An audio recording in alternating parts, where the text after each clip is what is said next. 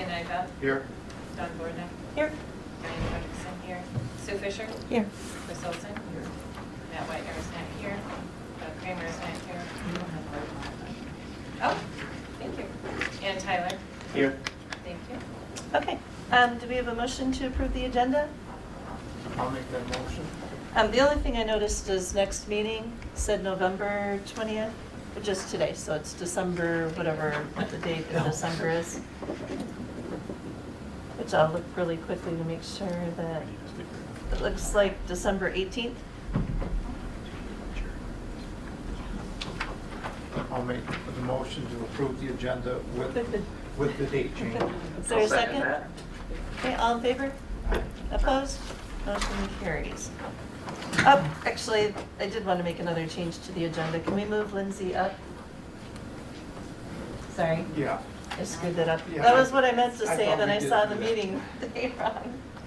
Okay, so I'd Right like, after financial or? right yep, after- I'd like to move Lindsey up to right after the financials, so. Okay. Would you like to I'll amend amend your that. amended? Yes. A second? Yeah, I'll second that. All in favor? Opposed? Motion carries. Okay, did everybody get a chance to look at the minutes? The only thing I noticed is Sue Fisher's name is Sue Fisher, which I did change her in my phone just to say that because I prefer it. I did catch that. I know I have it there. But if everyone's looked it over, is there a motion to approve those minutes with that one? I'll make the motion. Okay, I'll second. All in favor? Aye. Aye. Opposed? Motion carries. And financials. Okay. We currently have $166,270 in our accounts. That's including the bond reserve of $19,800, so it's not really touchable. I have an invoice in the amount of $1,155. That is for, wait a minute. No, it's actually only for $755, I believe. Because I knew that, it's been a while since I've looked at it. It's for $755, that should be the balance of the, for the Sturgeon, the landscaping, Oh, The design. the design. Yeah. Thank The you. design. You're welcome. okay. And that's the only outstanding bill? That's the only one I have, unless they got something at the township and I didn't get it. The other thing, do we want to do checks to the winners for the, Yep, instead of Business all, decorating that was contest? gonna be next, because we're gonna have to undo what we approved at the last meeting okay, and reapprove it with the checks going to the winners, instead of to Christmas and Indian River. okay. So can we do that right now? Yeah, well, can we get a motion to pay this bill though first? I'll Yes, make- do I have a motion to pay the I'll bill make for the motion to pay the bill and accept the Okay, all in treasurer's favor? report. Oh, and the treasurer's And report? the treasurer's report. Second. All in Okay. favor? Aye. Aye. Okay. Opposed? Motion carries. Okay, So we won't have names though, in order to put towards those checks. right. Um, So we're, I think Lori Pollard, Chris and I are going to be the secret judges, I guess. No, you just got Not the so secret. Yeah. You put that on. I'm terrible at keeping secrets, so there you go. But how can we write the checks if we don't know who won it? Yeah, we can't. So we can't, yeah. No, We won't know until, So the December, yeah. so I can make them up certificates, there you go. and then in September, or in December, I'm all messed up on next month. In December, we can cut checks at this meeting and then pay them out. Okay. Okay? And one last thing, received an email from Keith Seabright. We have until August of 2024 on the balance of our loan. Of the loan. And after that, He's We're gonna done. close it. yep, we have $310,000 left. But we've got to get it done. Well, if we're gonna get it I'm done. that'll maybe put a fire underneath the 4 people I need to get, Okay. Can you tell me that especially date again? consumers. August of 2024. And could you spell his last name for me, please? S as in Sam, E, B as in boy, R-I-G-H-T. It's not at all how I would have spelled that. It's a phonetic Thank C you very word. much. Okay, now I'm done. Okay. So Lindsay, Yeah. you're up again. So, I have a really fancy, somewhat dry PowerPoint that I usually run through, and it's like an hour long. Happy to do that if you'd like. I don't see your nice big screen that I usually connect to.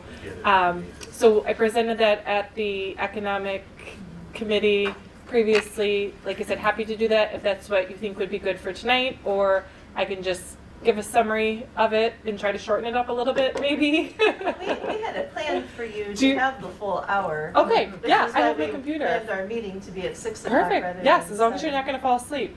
But I have my computer, so if you. If I can suggest maybe a 5-minute break and Yeah, we can yeah. set the TV up and get her hooked up and. You know what, maybe instead of taking a break, we can like go onto another thing on our agenda? Yeah, Yeah, Would that be sure, okay? sure, sure. Yep.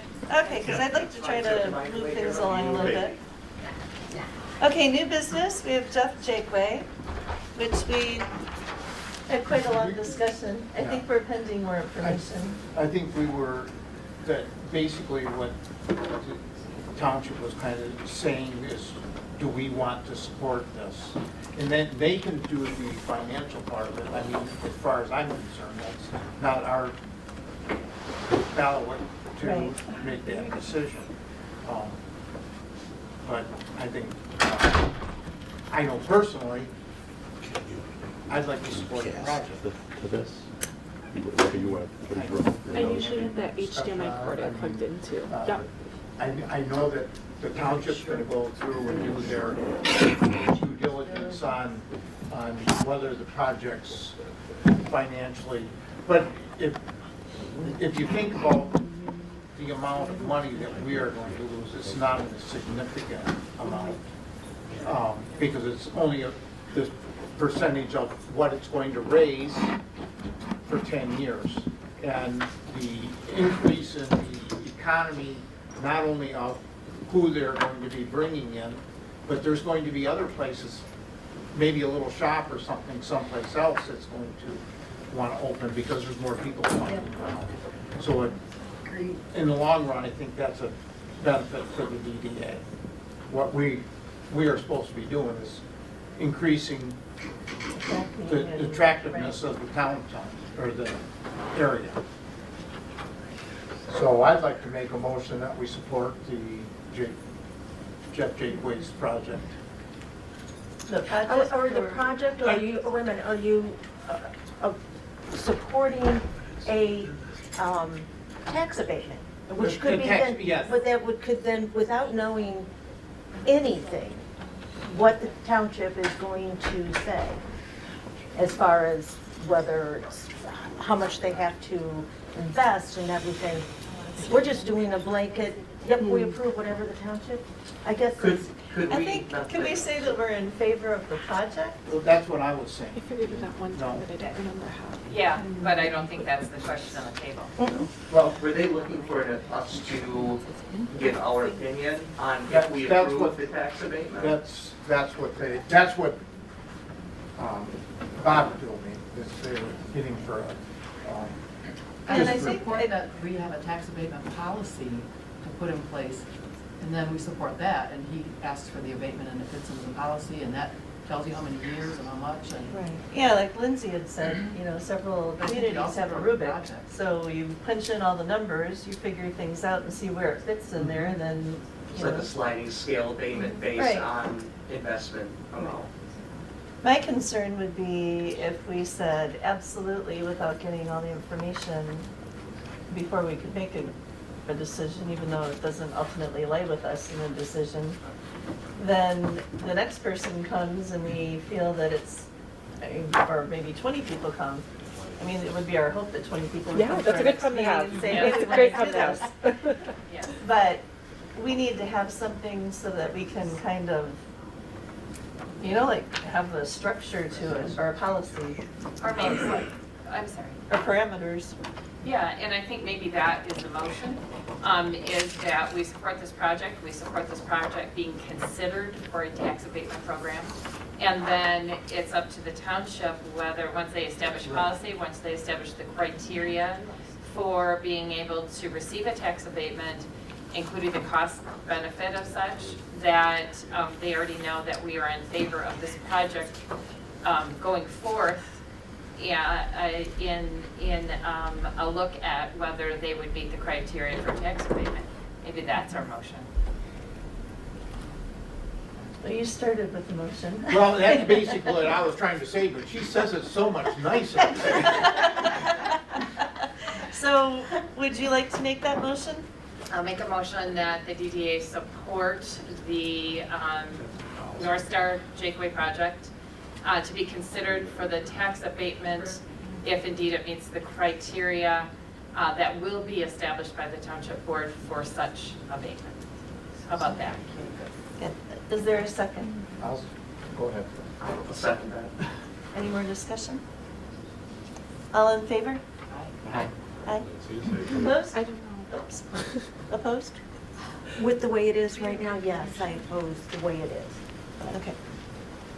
Okay, motion carries. Okay. Are you ready, or do you need another minute? I think we need TV's so smart. tech You'd be support. smarter than Okay, well, we can move on to the next thing. Okay, expanding the geographic area of the DDA.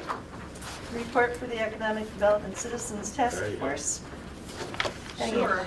I sent all of you an email with an outlining a discussion I had with a very nice and knowledgeable lady, Ann Gentry, who represents the Alpena DDA.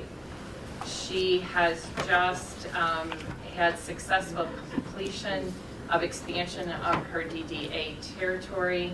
She gave me just a very brief discussion of how she went about doing it. And I can tell you that they needed to seek the expertise of Beckett and Rader, and they actually consultants to do it, because there's a lot of steps to the process. That was at a cost of $30,000. And they have RRC status by the MEDC, which we'll learn about a little bit in the next few moments from Lindsey's presentation. And there is a division of such called the technical grant, and that's who paid a portion of it. She said, I think they ended up having a bill of about $5,000 for that. But in terms of the DDA did, and the rest of it was covered by that particular grant program. They said the most difficult part, I hope I'm not getting her in trouble, was convincing the county of the project's viability. She said it was a challenge when they went in front of the county to try to do that, but ultimately they were successful, and she was expecting the final signature. She hadn't gotten it at the time that I talked to her, but did expect it, and so that's, she said she would be a resource for us if we wanted to proceed with any of that type of. Did she tell you a timeline on it, Diane? Oh, it's taken her a while. She did, and I'm trying to remember what she said, and I didn't write it down, but I want to say, and maybe Lindsey, you even know this, but I'm thinking of over a year for sure. Probably, yeah. Yeah. It's like we're duct taping the TV together there. I have long arms. So that is my report, and you all got the email, but I did want to make sure there wasn't any questions that I could answer. But she would be a great resource if we did plan to do that, and I appreciate, because I think I received the referral from you, Lindsey, Yeah, no. and she was extremely helpful. Good. Did they say, I guess we would have to discuss with them what the qualifications, or what, how do I word this? Whether right off the bat that property we would be able to expand over there, I guess. Because we had been told before we couldn't, but I don't know why or anything.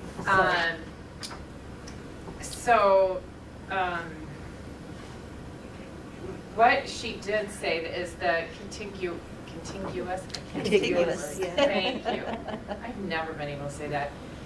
Is what we were told was the stopping point for being able to do that. She said that that should not be a stopping point because you can use the streets. So if you have a residential area that is opposed, or you think they're going to be opposed, you can use the streets to connect it. And that's what they did in several areas where they anticipated that the particular area would not be favorable of the expansion. That's what they did. Okay, They okay. Okay, now I connected it remember all you through saying that. using the Okay. Through the street. streets. Okay, I remember you saying that now, okay. Yeah, so That was in would- that, that was would- in that email. Yeah, Yeah. yeah, That was a while ago, too. yeah, it was. This has been a very long month. Well, yeah, and you know, our next meeting is November 20th, so. Your secretary is also. We're early and hired. late. Thank you. Okay. Okay, perfect. I think I'm ready. So actually a lot of this, I do feel like we've kind of talked through some different things already. So some of it might be repeat information. Maybe I'll move a little faster and not take my whole hour here. But this is just kind of like my go-to presentation that I kind of give to communities that are first time really looking at who the MEDC is and what our tools look like. So I work under the umbrella of community development at the MEDC. The MEDC is the Michigan Economic Development Corporation. We love acronyms. Everything we do is an acronym. So I will try to reference the full name for all of our programs, but we are the state's lead economic development agency. Our headquarters is in downtown Lansing. A lot of the people on my team, we've always worked remotely and lived in the field in the communities that we cover in our territories. So I work under community development. The other arms of our agency include a whole group of people under our business development, which is really working on attracting talent and retaining talent to the state of Michigan. So we have a lot of tools and incentives and programs really geared towards building a talent basis in the state of Michigan, and how do we bring jobs here and keep jobs here. And then we also have Pure Michigan, which is our lead tourism and marketing kind of side of the state. So hopefully you're somewhat familiar with Pure Michigan and the work that they do as well.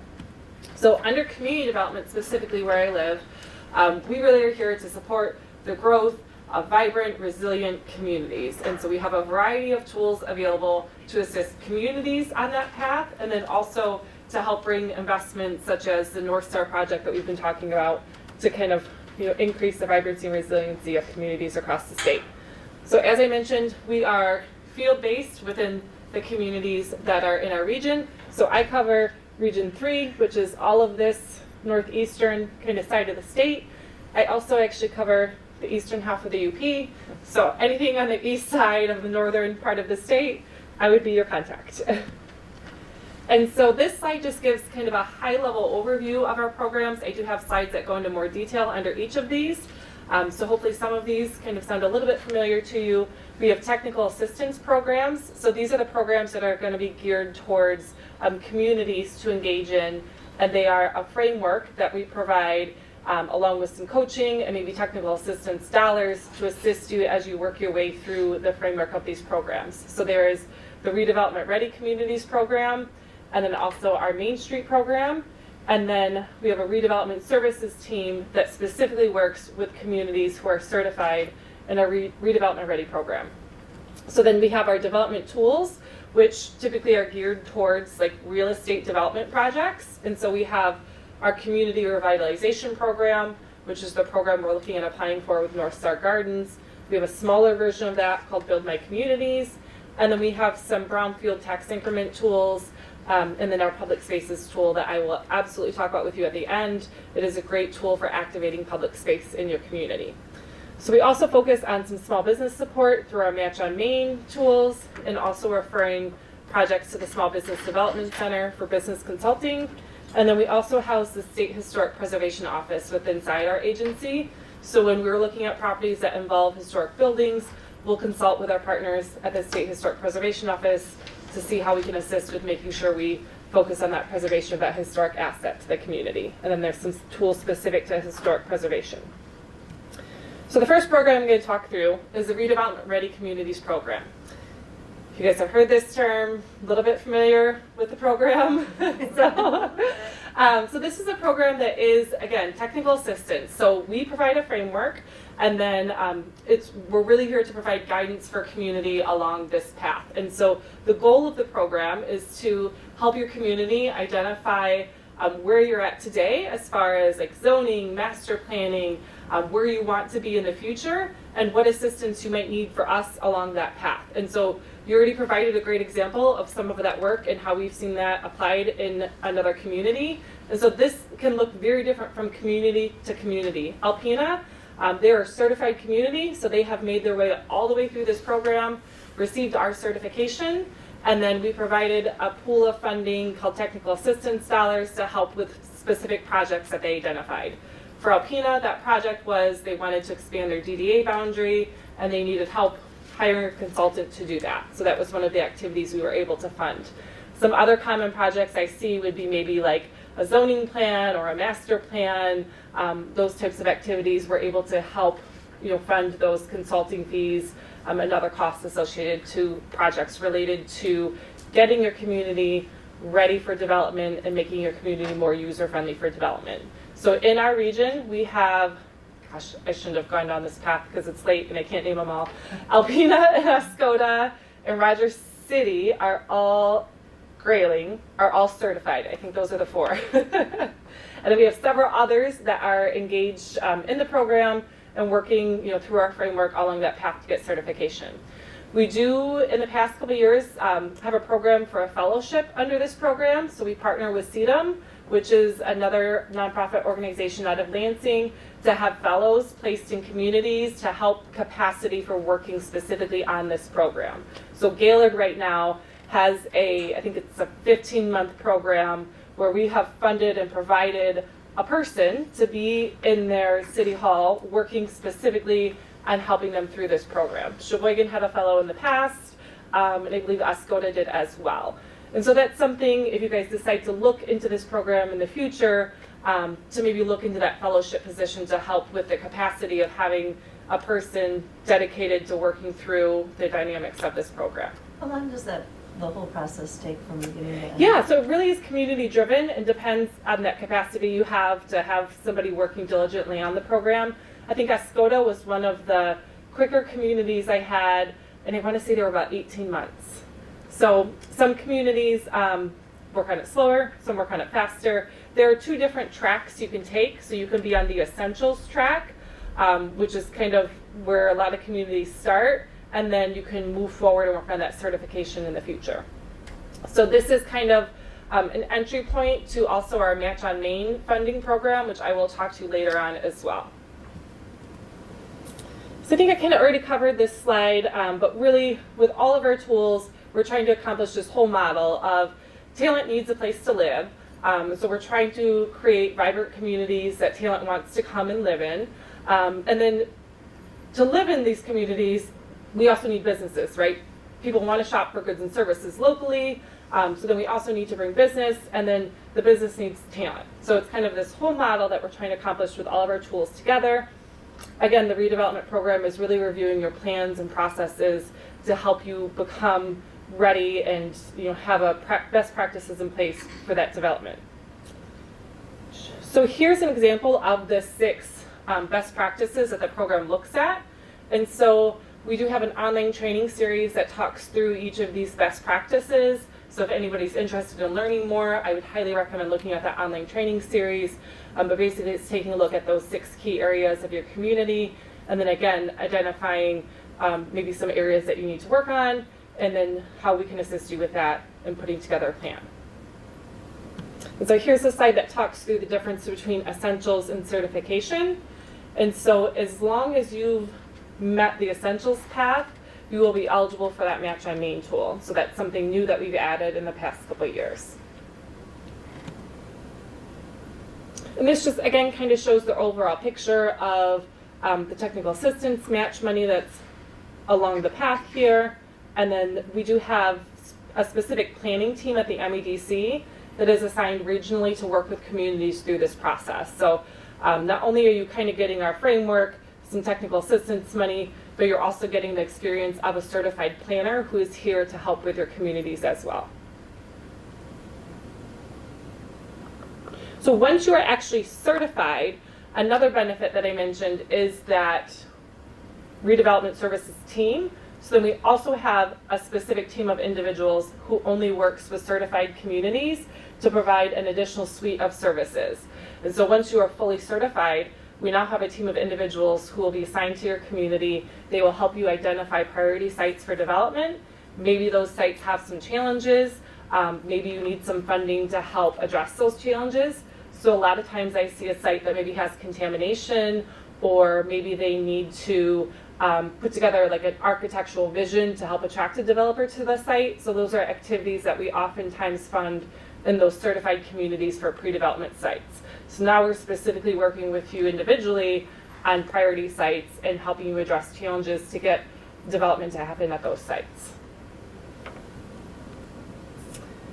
And so here's probably an outdated map of some of the communities around the state. We've had quite a few come online in the past year, probably since I put this PowerPoint together this summer.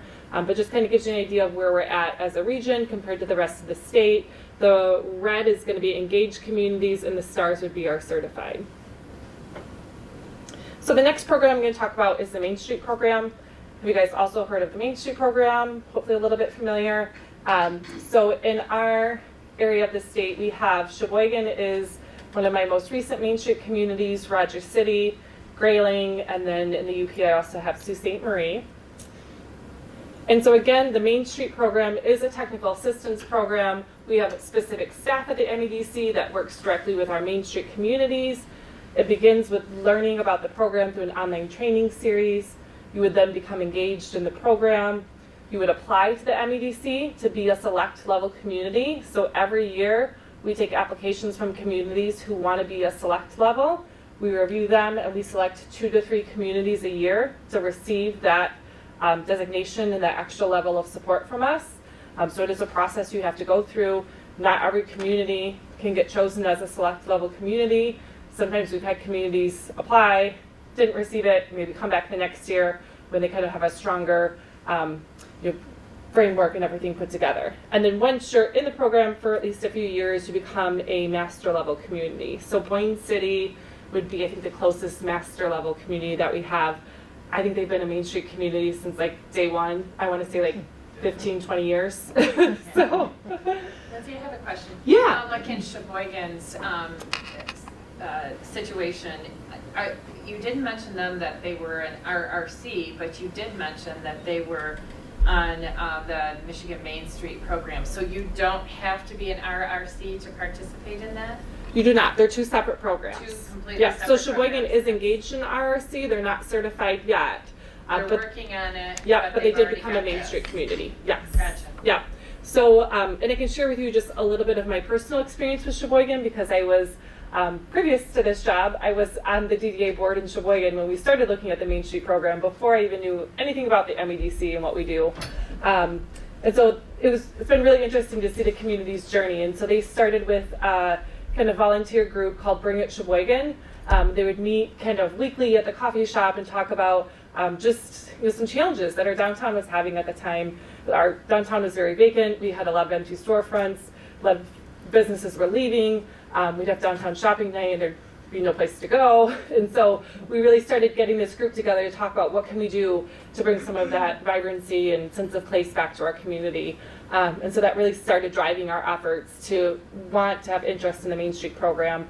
I would say Rogers City started very similarly. They had a Team Rogers City meeting that meets like Friday morning every month of just some like-minded community individuals and stakeholders that really wanted to start finding a path forward for their community. And so again, the Main Street program is really tailored to your specific community needs.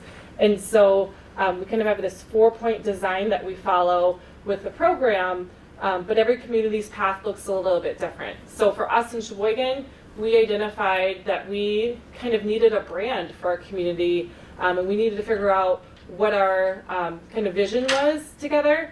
And so that was one of the services that we received through the Main Street program, was to have some branding and marketing consultants come into our community, help us do some focus groups, see what people felt like we wanted to be. And so for us, we identified, I think the technical, it's like family-friendly arts and culture and entertainment or something I want to say.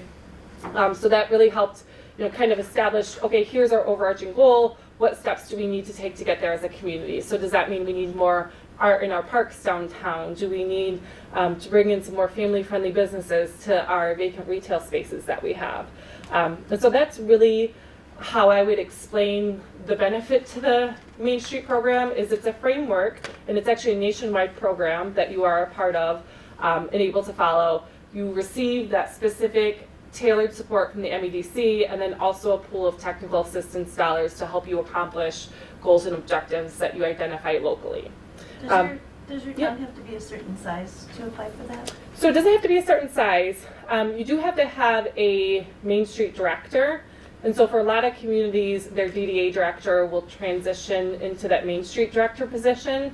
So Sheboygan at the time only had a part-time DDA director. And so we had to figure out how to make a full-time Main Street director position. Rogers City actually had no DDA director. So they had to go from 0 to 1 and figure out how to make that happen. And so that can be a, local unit of government funded position. Rogers City actually was able to do like some fundraising and some pledging to help fund that position, to go from 0 to a staff of 1. As an organization, I think we do realize funding that full-time director position sometimes can be a challenge. And so I think we're open to looking at maybe some fellowship type programs in the future, like we do with the RRC program, to maybe somehow we can help you with that position, maybe for the first year or something of that nature. So that is some feedback that I hear pretty common is, hey, we don't have a director, how we can magically fund a director. But the position does require a full-time director related to that Main Street or DDA district, yes. Yeah. I'm going to skip through some of these. We kind of talked about these already. Okay, so remind me, we'll get to the Match on Main program is at the end. I really feel like it relates to these two technical assistance programs, but we'll circle back. So overall, as an organization, we kind of touched on this already, but when we look to support a project in a community, there are certain priorities that we look for, or goals for our funding. And so when somebody calls me and says, Lindsey, I have a project in Indian River, do you think it would be a good fit for MEDC tools? These are the things that I generally talk about and look for with a project. So we already talked through our tools in community development are really focused on projects in this core downtown area. Unfortunately, we don't have billions of dollars, and so we have to kind of focus in on the core central area community with our tools. We want to make sure the project is supported locally, and then we do also look to support projects that are led by an emerging developer, and so that's something we've really focused on the past few years of, are these kind of first-time developers, or is this somebody who's utilized our tool several times, and how do we really kind of bring new emerging developers, especially to our rural markets, to help invest in these communities. And then we just look for things like, is the building appropriate to the neighborhood? One of my first projects, they wanted to do like shipping container homes in the middle of a park downtown. So it's like, is this the right place for this? Can we maybe soften the look of this up to fit in the neighborhood? We want to make sure that we are doing things appropriate to the community and the neighborhood, especially when it comes to historic structures. We like projects that are increasing density because that's increasing your tax base without increasing your infrastructure necessarily. So that's usually the most cost-effective way to see development happen. Our bread and butter project is going to be like a mixed-use project with commercial space and retail space. Sometimes I've had projects that just make sense to be all one or all the other, and that can be okay too. And then again, we are here to help with the financial need of a project. So we are not here to replace the role of a lender. We do look for a developer to have a minimum amount of equity into a project, and we do a financial review by an underwriting team to determine the financial support is needed for a project. Questions? Okay. So the first program I'm going to talk about is the Community Revitalization Program. So this is going to be our largest kind of tiered project that we would see under this program. So the site does have to qualify for this program, so it needs to be determined locally, either blighted, functionally obsolete, it has contamination, or historic. And so functional obsolescence actually comes from your assessor, who would be at the county level here in Sheboygan. So basically they provide us a letter that says we reviewed this parcel, it's functionally obsolete and meets the definition based on these reasons. So eligible costs are basically anything physically related to the redevelopment of that site. So it could be, drywall, HVAC, demolition, lead and asbestos abatement, physical new construction. It just would not include acquisition, taxes and insurance, your normal like maintenance or operating costs. So here's an example of a project. Where are we today? This is in Sault Ste. Marie. So this is a property downtown Sault Ste. Marie. It actually qualified as historic. It used to be an old laundry facility many, many years ago. It also had contamination, so it could have qualified that way.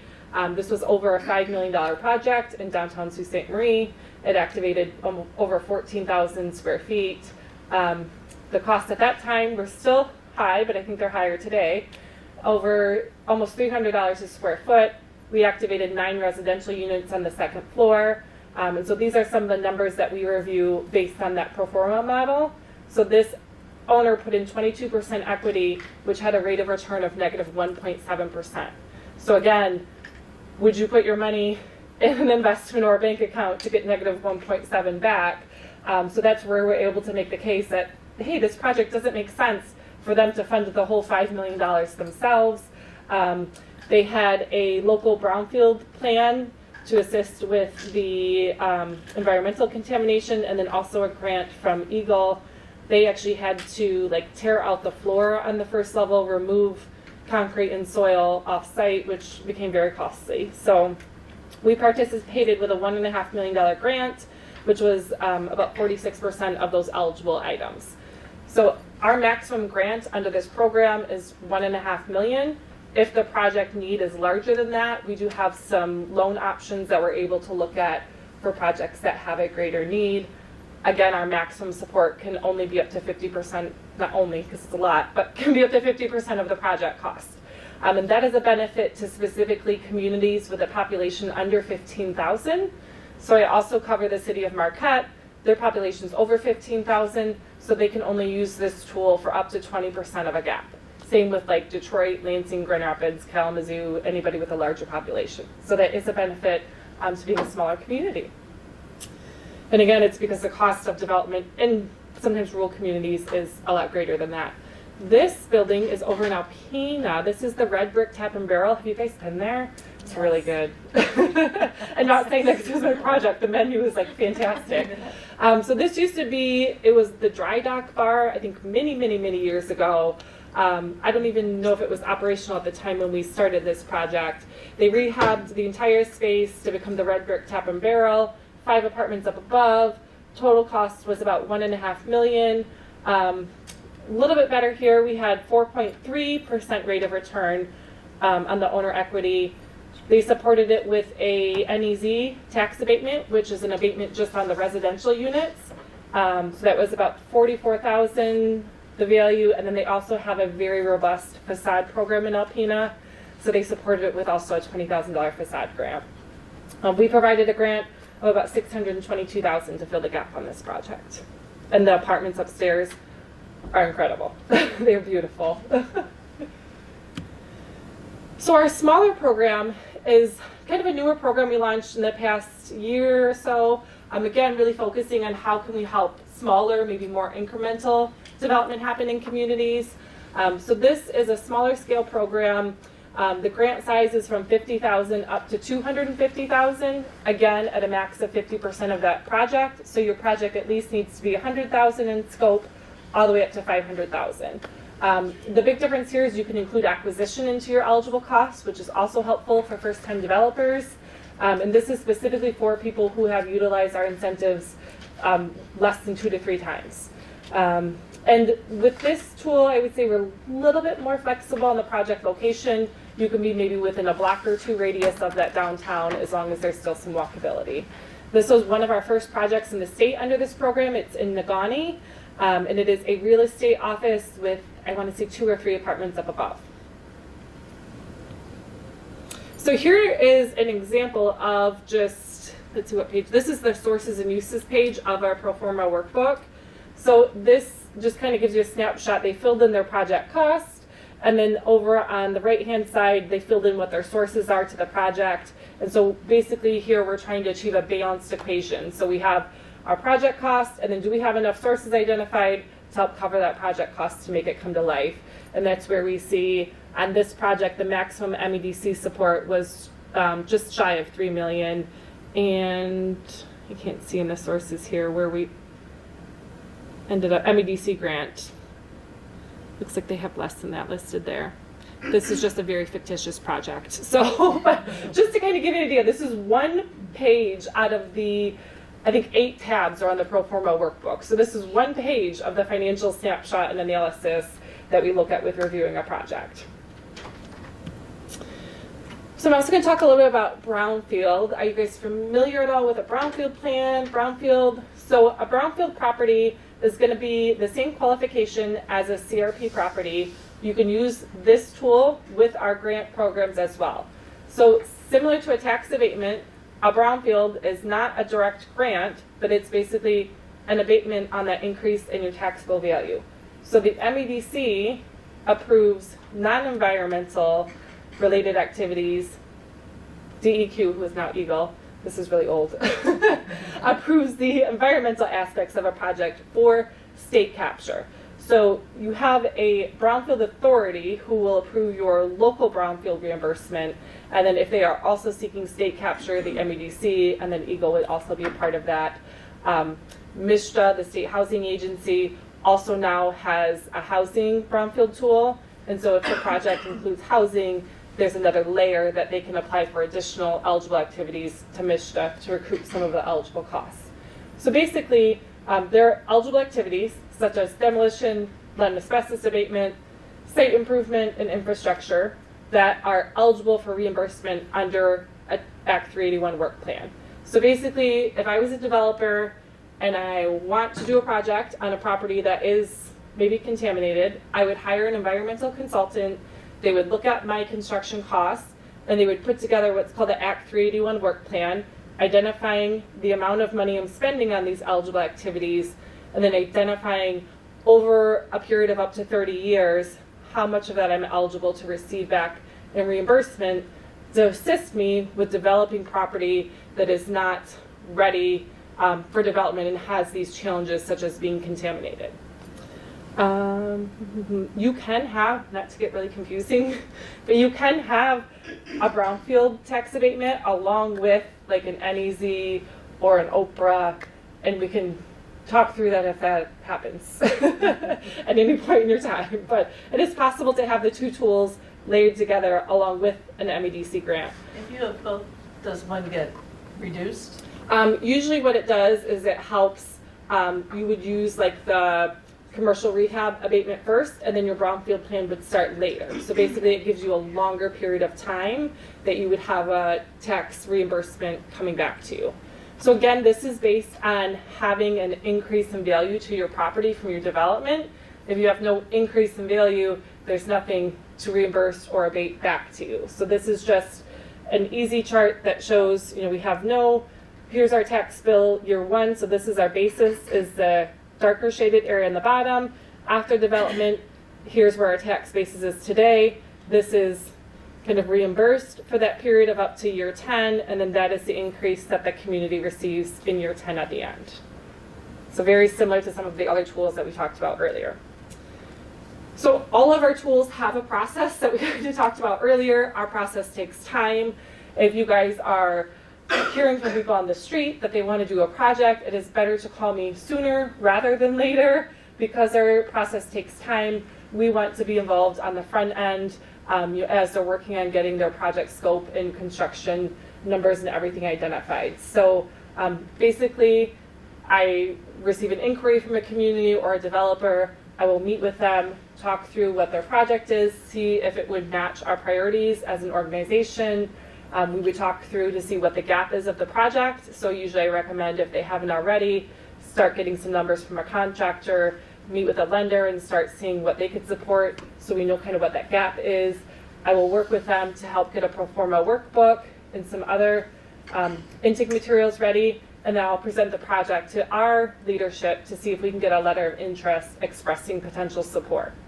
Once we have that kind of nod from our leadership, we'll do a full application and a full underwriting analysis of the project, and then we will go to our MSF board for full approval of the project. So this whole process can take 6 to 8 months, typically, just depending on how fast the developer can get us the information that we need.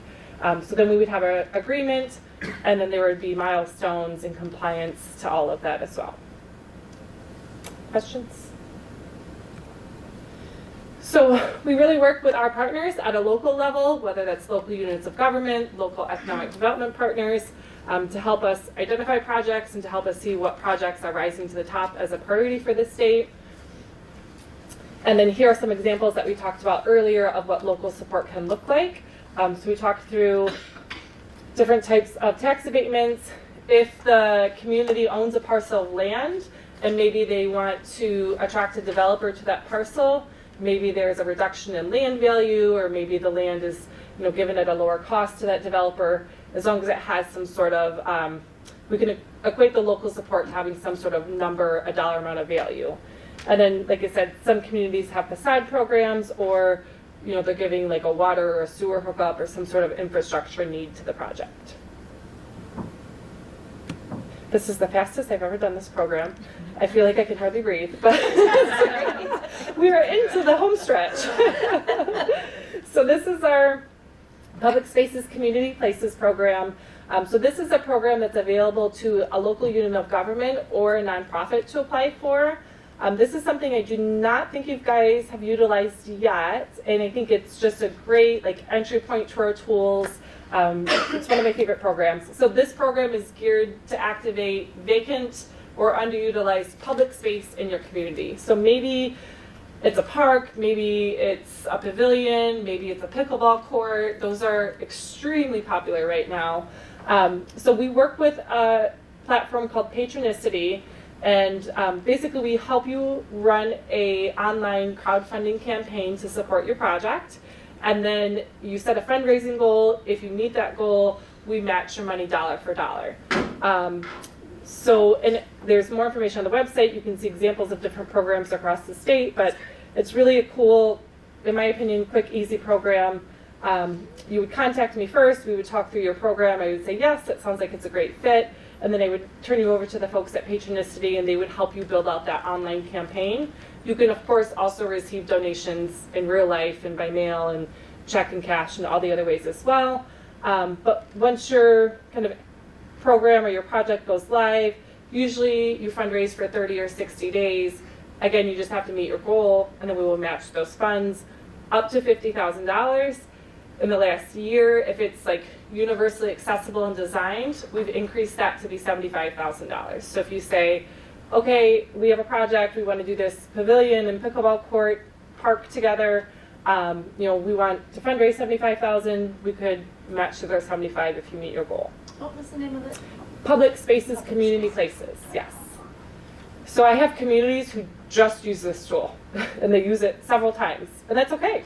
There's no limit to how many times you can use this. I just usually encourage, don't have 2 active programs at one time, because you don't want your donors to choose projects. So maybe do one project, give them a break, and then come back in with another project. But the key here is it needs to be activating vacant or underutilized space. So when looking at pickleball courts, taking an existing tennis court and making it pickleball court really wouldn't meet the goal because it's already existing. But if you have just green space that's not being utilized today and want to put something in, then that would make sense. With a band shell or Yeah. kind of a thing? Yes, yeah, I see a lot of those, fan shells, pavilions, yes, yep, absolutely. Sometimes even some trail connectivity, and so maybe you have a little bit of trail extension piece that you need to do, and maybe you're going to add some benches and water fountains and a bathroom there. Those could all, yes, yes. Safe path, what is it, safe pathways to schools? I can't even Yeah, think of what we safe did, it was a long time Oh. ago. But we had talked about quite a long time, like connecting Cooperation Park with that, because it kind of ends at the corner where the DNR Center is. Okay. Or even connecting the Cross in the Woods, so it's more walkable. Would Sure, that yeah. possibly? I would say, yeah, I It would would say. probably be a lot more than $75,000, but.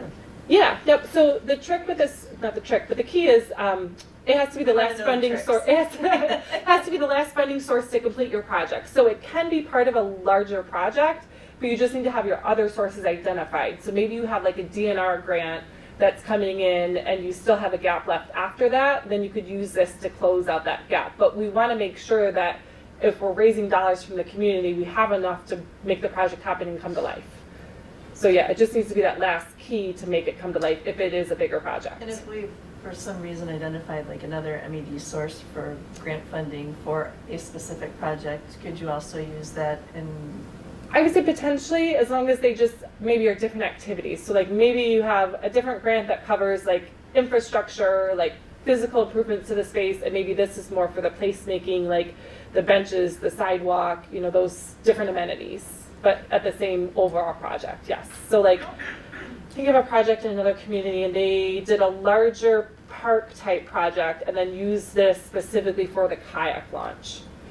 So then they identified a specific part of the project that this was going to cover. Cool. Okay. Well, it turns out I don't have any slides on the Match on Main program anymore, but happy to still talk about it. So the program is only available, Match on Main is only available to communities who are either a Main Street community or at that essentials level that they've completed the essentials track or the fully certified track in the RRC program. So again, you guys wouldn't quite be at that level yet, but it's something to keep an eye on in the future. Match on Main is a fantastic program, small grant program to support small businesses, again, in your kind of downtown core area.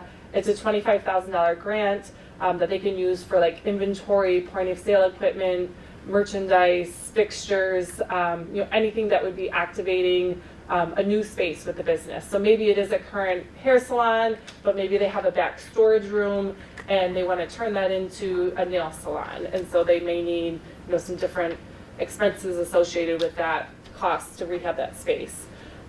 It is available only certain times of the year, so that is a specific funding round. We are coming up on a new funding round for that probably in January. And so usually we have 1 or 2 funding rounds a year for that program. So Sheboygan is a Main Street community, and so they are eligible for that program. I think I've had a few calls sometimes from businesses here saying like, oh, can we apply for that? And so they just have to talk through the eligibility basis for that program. But it is something that would be of benefit to you and your community, if you decide to move forward with the RSC program or Main Street. Okay, well here's some social media links. I think I have contact information. There we go. My last name is also Clark. You may see it either way. We have 2 personalities. Questions? Anybody still awake? Yeah, thank you. We Yes. really do appreciate Yeah, you it's doing always it. good to just. And we should have provided you with some water or Oh, something. no. You're right. Trust me, we've had plenty today, but I just always tell people, I know this is a lot of information. There's a lot of like technicalities to our programs. That is absolutely my job, is to talk through projects and programs with you as needs and things arise. But for you guys to just know, there are resources available, and this is kind of an overarching, strategy of our organization is helpful. And if you tell 2 friends that the MEDC exists and this is what we're here to accomplish and to help you with as a community, is helpful. And just reaching out anytime is always, anytime before 10 o'clock. I do go to bed at 10 o'clock. Are there any questions for Lindsey? Well, thank Yes. you. I was hoping that you'd be able to leave by 8, so. Yeah, this is, Thank you like so I said, much. We anytime really before 10. appreciate your time today. And I then know, there's a lot now- of really great information. Yes, yeah, and I've presented to a couple different groups here now, so I feel like that's helpful for everybody to kind of get the same messaging and just reach out anytime you have questions. Thank you so much. You can just leave it. Okay, I don't want to, we got it taped up nicely. we're going to move on to DDA input into the township master plan. And that's really something that Bob Kramer is working toward in the township board. So I don't know if you have any updates to that. We didn't have a full discussion at the last meeting, so. Well, I do have just a little information. The county hasn't started their master plan update yet. They won't even get a committee started until in January.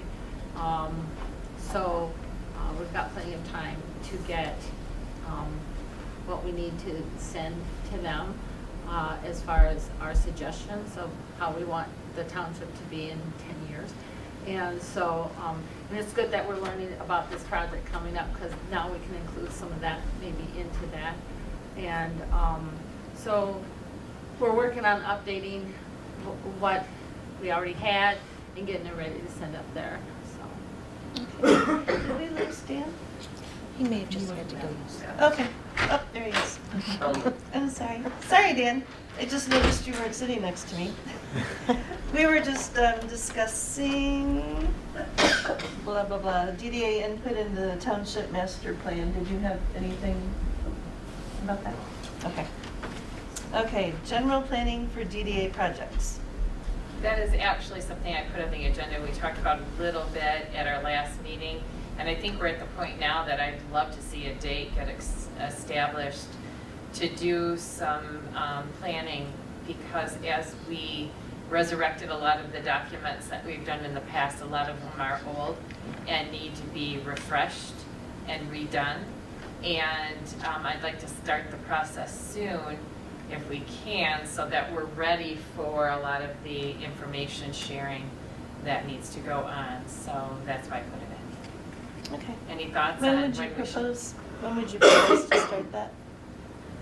The sooner the better, but then I'm not going to be around for a little bit, so I think it's up to the rest of you folks.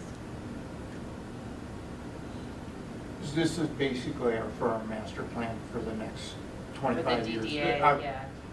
Yeah. Master plan. At our last. Well, it's The, oh, shoot. our It's project strategic plan. Yes, exactly. Yes. At the last That's meeting, a better Yeah, word. it's like, Yeah. I couldn't think of the passed right word. out all of the old ones, Mhm. and as Right. we glanced at them, we could see that they needed to be updated. Updated. So a lot of them were old and needed some thought and some planning to go into those documents. So I just want to make sure we're moving forward with that. Okay, if we did it at the, would you want to do a special meeting for that, or like an Just a extended regular meeting? meeting. Regular meeting? Yeah. Would you be comfortable calling into a meeting? Yes, Just so that we absolutely. could have everybody here. Absolutely. I don't know that December is a great month, just because it's Yeah. December and hopefully people are off having Christmas parties and having fun, something.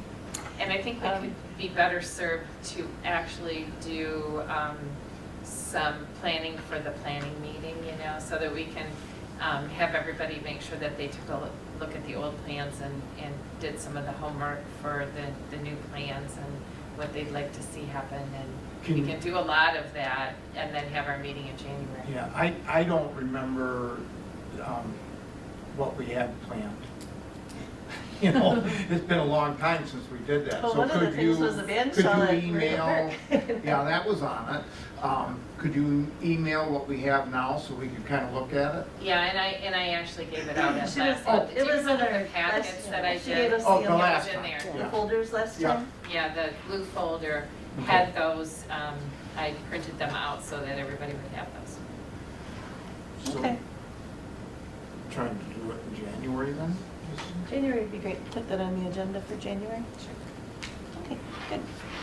Another thing that we had talked about for January was having kind of a public forum meeting somewhere, and I'd really like to do that, get the different groups together, because now we have mostly functioning chamber, and I think after their elections on December 7th, they should have a full board. I think they're down one board member right now. Yes, and I actually had several conversations over the last couple of days and asked if a chamber representative could be at our December meeting, talking about the results of that December 7th meeting. And it's going to be quite a good meeting to determine goals and objectives and direction for the chamber.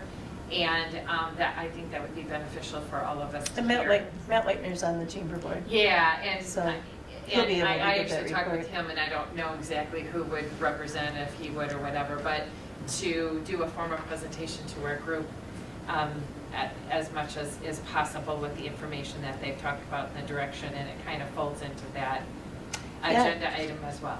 Yep, I think that's great. So. Do we still want to plan something for January or February, like a public meeting somewhere? And it wouldn't be a DDA meeting, it would just be, like, we would host a meeting and get the different entities together. I think that's a great idea, and I think that once they have a representative come to us, that we should share that and work together on that. Okay, Does that make sense? okay, then we can make more decision on that in December. Okay. Old business, Sturgeon sculpture.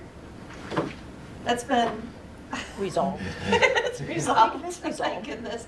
It's lit up, and it also, if anybody happened to be driving downtown on Saturday, we broke the law. We didn't climbed- climb on him, we just climbed up on the base. But we put the hat on, the little Christmas hat on there, and I thought somebody's gonna drive by, there's gonna be some picture somewhere. Yes, So we made an executive decision today, the Women's Club did, and we took some garland, we took 50 feet of garland and lights, and we put garland around the Good. base of. that's Oh, cool. awesome, that was one of the things that I was gonna ask about, because now that we have power there again, thanks to consumers. Yeah, we have an opportunity to be able to put lights up there, and we will be billed for it, so that's good. It won't be free power, we're not gonna be stealing anything.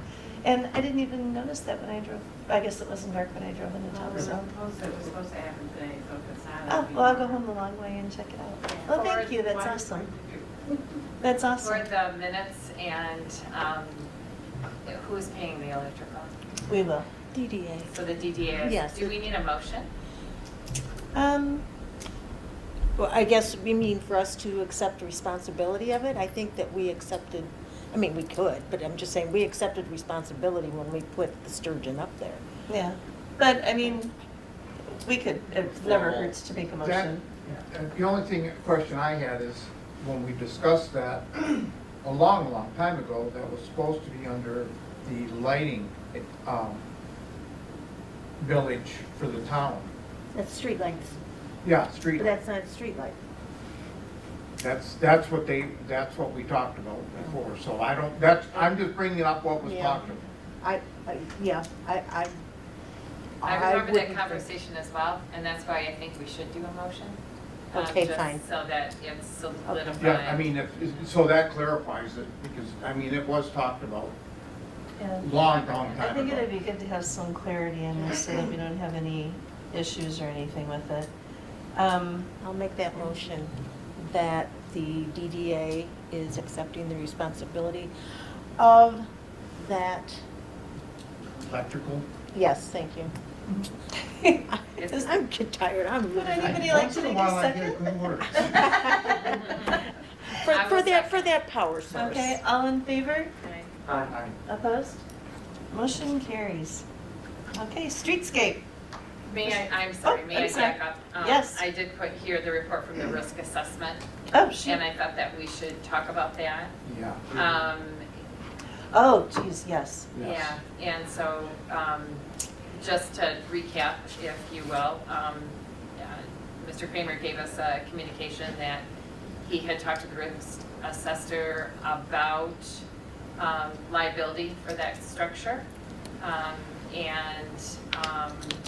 It was recommended that there be some kind of a, I'll say structure, I'm not doing a very good job of talking about the email, but some kind of protective structure so that people wouldn't be able to climb onto it and hurt And themselves. larger that kind of signs. thing.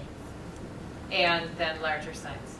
Those were the two things. The only thing I'm kind of, why don't we wait until we have the landscaping done? Because that is part of the stopping of the, Right, I So think the people can't landscaping climb up will there. keep it. I mean, people away from it. that's, you can't stop people from climbing on things if Well, they clearly we really want don't. to. I mean, we don't have a fence around the sculpture right outside the township hall here. We don't have a fence around the totem pole. We don't have a fence around the fountain downtown. So now we're gonna put a fence around just this? I don't understand why we're doing that. I just don't see. And it was I a think we need some, suggestion, right? It some wasn't reason why, and I went online and checked thousands of sculptures around the state of Michigan, and not one that I could find had a fence around it. Statues and, You know, and that's why I think that we should just wait on that until we get the landscaping done and then have a reassessment. Or an underwriter that's actually the insurance company that's making that recommendation. right. It's not just a risk assessment. The risk is, they would come around every few years and make recommendations.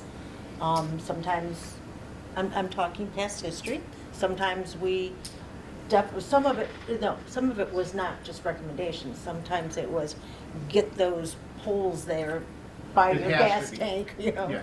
that type of thing. Yeah, But we never went along with every, recommendation. right. It's And a I think- recommendation. I think that keeping people away from the structure has been taken into consideration with the landscaping needs. The landscaping was supposed to be like kind of the soft, protective layer for that.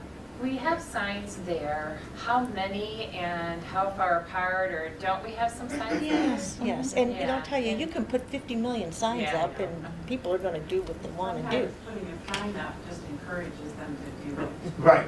Well, I have to tell you, it wouldn't be hard, it wouldn't be easy to climb on, because we were trying to like just get the bungee cord over the top of it to put that big flippin' hat on there.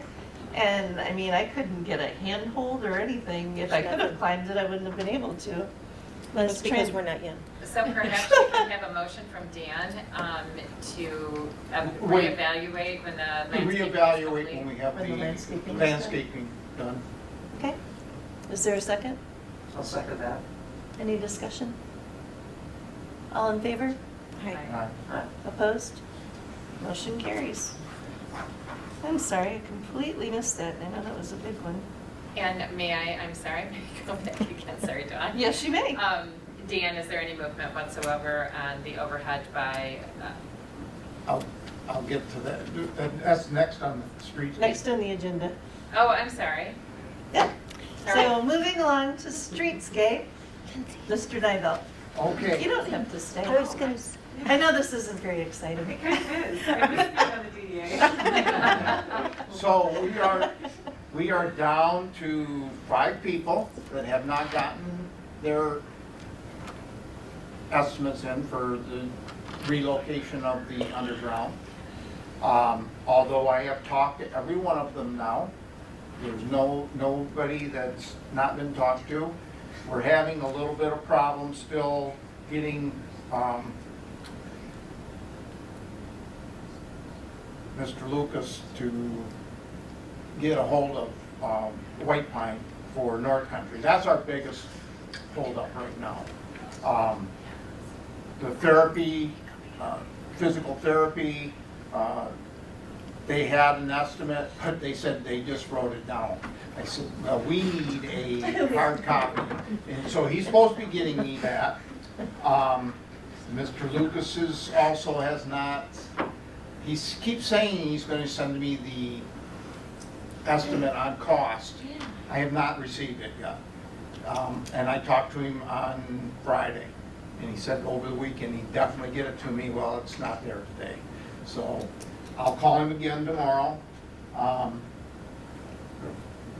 So we got Ashford's, Swanson, the therapy, North Country, and Dick Kristen's.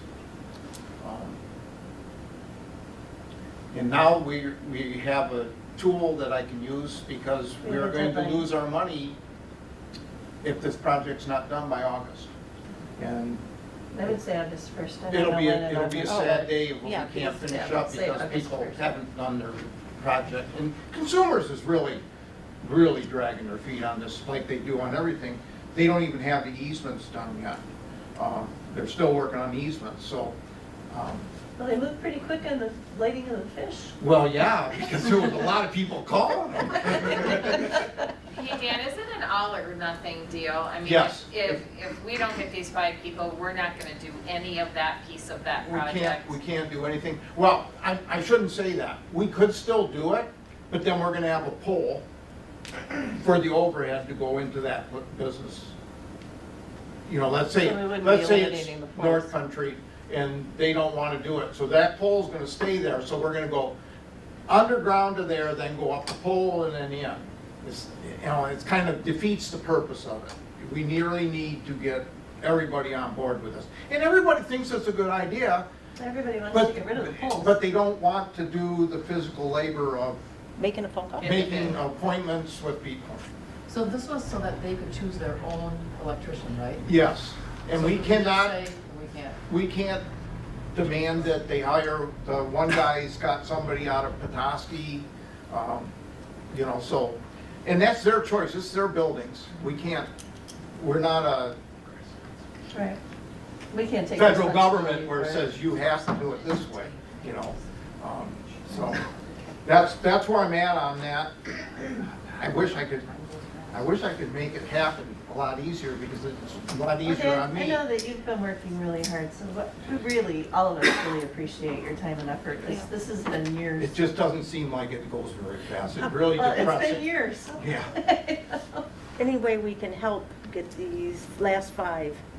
I don't think so. I mean, it's just a matter of, Well, if we see them in the grocery store. I mean, or- yeah, if you see them or something and you say, hey, you know, I know the screen. Dan's been calling you. Dan, would it help to generate a letter to the 5 people and let them know that we have an ending date of August and boy, I we think have to that's what I'm going to do is I'm gonna call everybody again and say, look, if we don't have this project done by August, we lose our money, and it's gotta be And done. and it doesn't. can't oh, be yeah, just it started. can't Right. So, and that's gonna be big on consumers. be. Well, we know some people there. Yeah.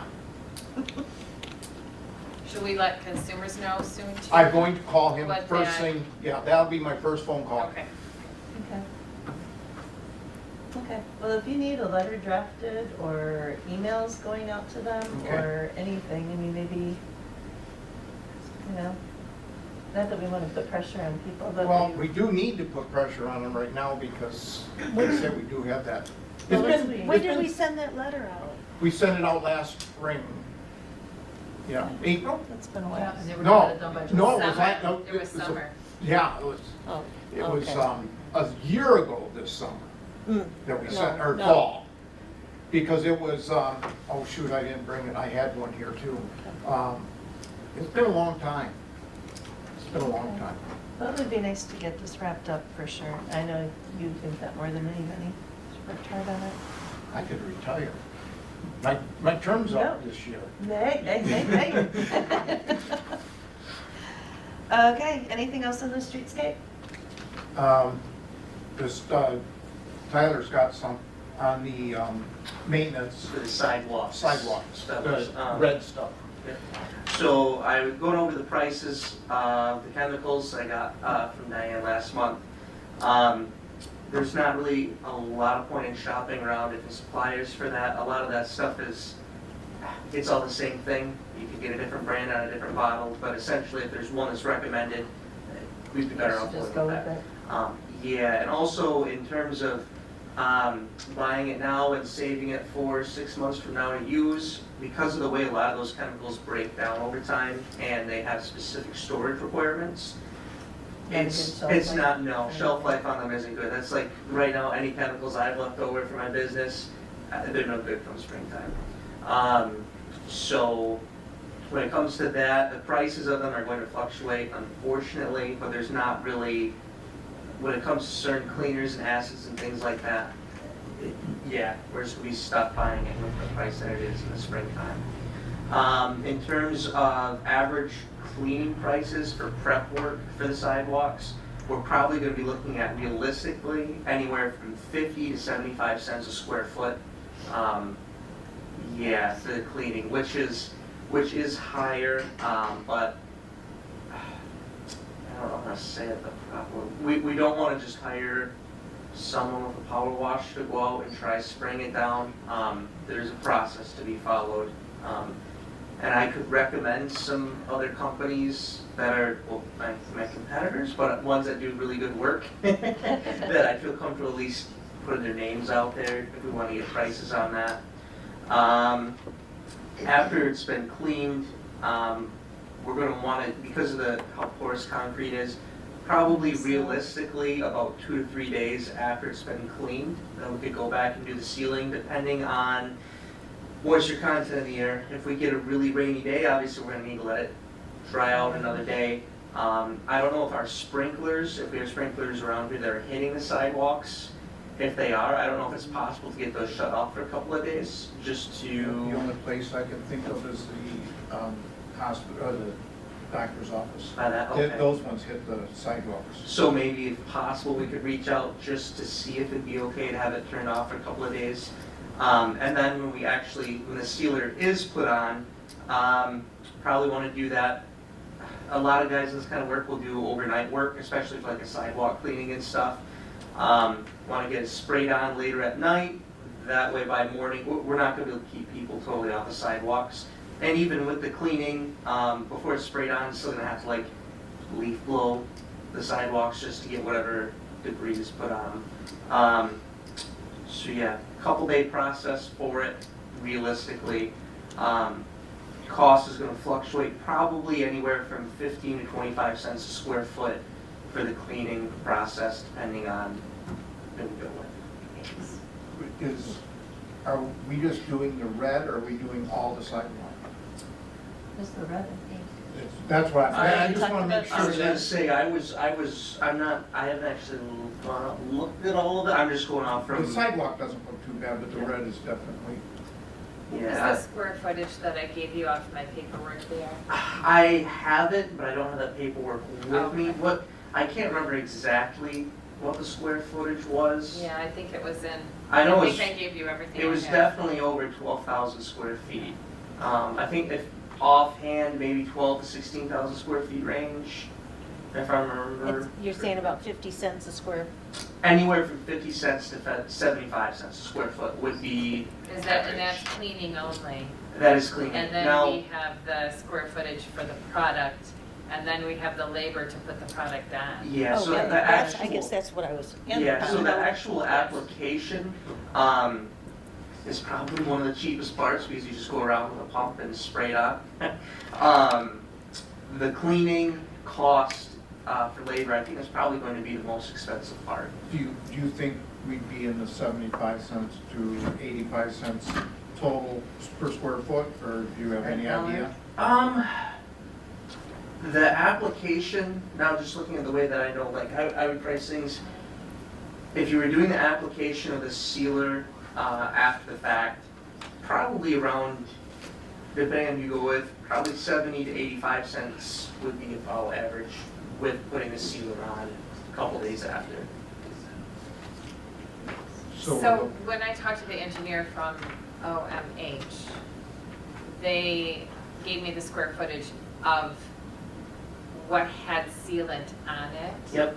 So I think that we can, I don't know if it was red or if it was cement, but, basically they said, this is the square footage that you need to reseal.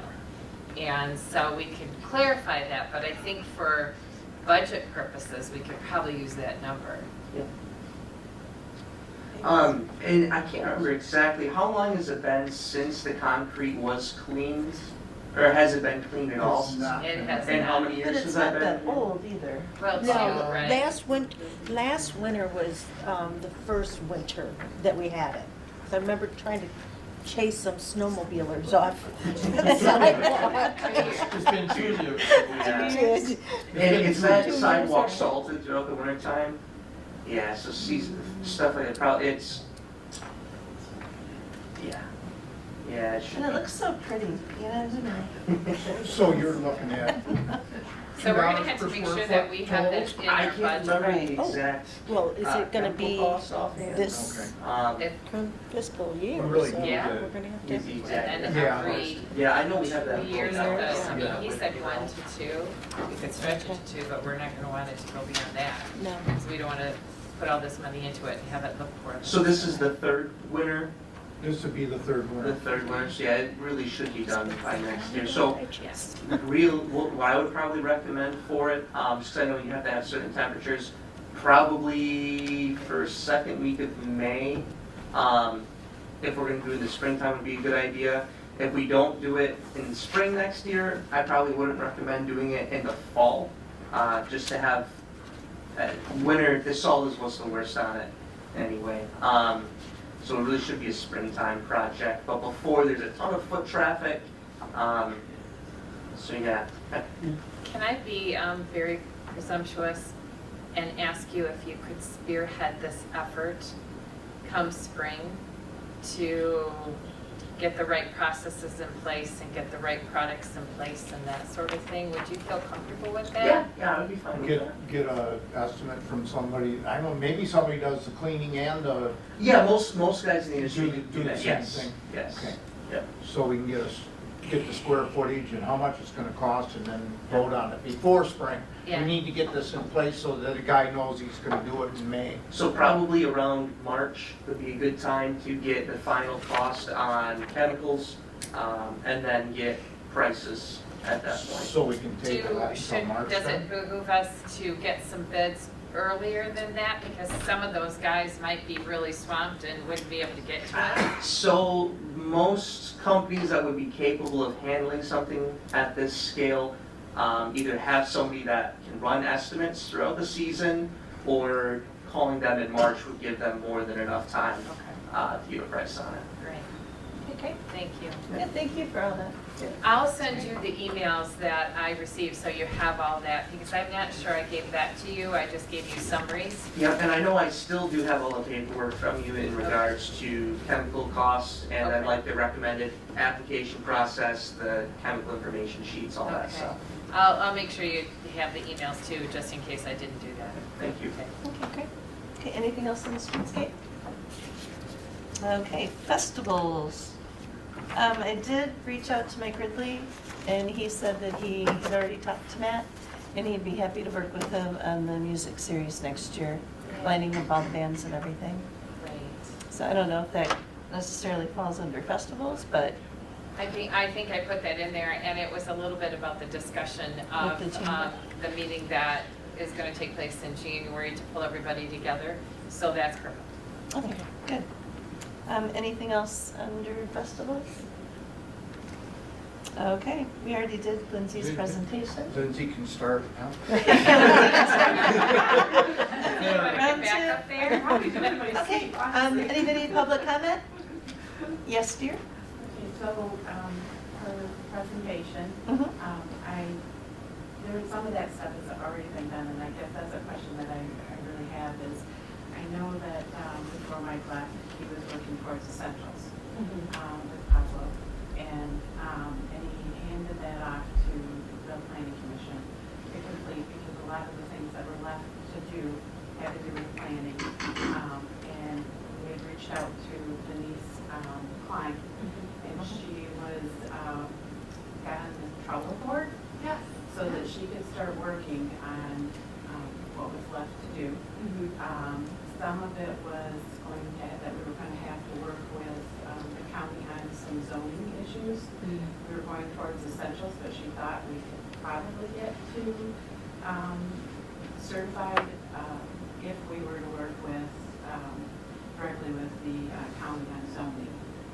She thought there were some changes that the county could do so that we wouldn't have to have our own zoning, but that the county could make so that it would apply to the certification. So that got left by the wayside. Do you have to start all over again? Or, I know that one of the things, the 1.1, I believe, was the master plan had to be completed. So that's an issue. But do you have to start all over from step one, or can you pick up where you left off? Because I think we were pretty close. Yeah, I would definitely say like any work you had done, doing any of the activities on the cello board that you have already identified and worked on would absolutely still be relevant. So the gentleman who is our like program our planner for this region. His name is Pablo Mahano. So he is our lead internal contact for the program that works specifically with communities. And so he has been involved in conversations locally with Bob, and I think maybe a few others have been a part of that conversation as well, just about what could future engagement with that program look like, since you guys do fall under the county zoning and you also still currently don't have a planning commission, I believe. So we do feel like that could be a challenge for that program, since you don't have zoning or planning commission. There really would be a lot of gaps in what you would really get from the program. And so maybe until some of those pieces maybe come back into play, or different things, this might not be the best time to pursue the program if you don't have a planning commission zoning, is what I guess I'm trying to say. Would we have been able to do it with just our planning commission, or did we need to have local zoning too? Yeah. Because our zoning was through the county. Right, the zoning's always been through the county, and so I think that would be one of the challenges to getting the full certification track, but you could maybe still look at accomplishing some of the things under the essentials track. With a Main planning commission? Street match, Okay. essentials would get you the Main Street match, so that's why we were going Yes, for essentials would, yes, yeah. So, those are definitely things we can look at again in the future if it is of interest and a good fit for the community, to see where you were at before with the program and what that could look like. Any other public comment? Gosh, I can't even talk now. Maybe I should get out here before. Okay, any board comment? I have one quick comment. I'm looking at the bylaws, and in full disclosure, I'm going to have some attendance issues coming up here pretty soon. So if a board member is absent from 3 consecutive meetings without a valid reason, as determined by the board, then they're non-compliant. And I have surgery next month, and then I go to Florida for 3 months, so that's 4 meetings. So just in full disclosure, I wanted to bring that up, that I will be in violation. Would you be able to call in? She It can call in, says but it under, won't. unless the board says that's an excuse. Yeah, but I just wanted to bring that Yeah. up. That one time I called in, and they said that that is not allowed. Right, right. And so. It was okay during COVID, but Yeah, but I then didn't that realize that you changed. couldn't do that now. So- you can call in, but you But you can't But you vote, can't vote? or, It's not considered as being attending the meeting. Exactly. You can be part of the discussion, but you're not attending the meeting. Okay, but you could still be part of our discussions? That'd be Yes. fine with me, I just won't, and I didn't vote that one time. you Right, know, I knew right, we knew was that, part yeah. of the rules, so. What Do was we the have- wording at the beginning of that again, unless there was a, If a board member is absent from 3 consecutive meetings without a valid reason as determined by the board can recommend that the member be removed. could yeah, we? good luck. I was gonna Did the say, board determine that as a valid Diane, reason? there's not. Do we need to You do have anything one vote. formal about that? Yes, I don't know, I just wanted to just, I full would- disclosure, I just wanted to say that I know ahead of time I'm gonna be in violation of that bylaw. So would we have to make a motion to accept that as a valid Valid. reason? I would, Surgery's pretty valid. Could Yeah. could I make the I'm not motion sure then what that it's we? Yeah. would you Yeah. please? Alright. do we have a second? Yes. Yes. Oh, I'm sorry, who did Go the ahead. first? We did a unanimous second. Okay. All in favor? Aye. Opposed? Yeah. Thank you, Diane. Thank you, everyone. We do really Yeah. appreciate your support and your All your input work. and all your work, Thank you. so. Yes. No problem. Okay, good. Do we have a motion to adjourn? Motion to adjourn. Okay, we're good. Thank you, everybody. Thank Sorry you. we took a little bit.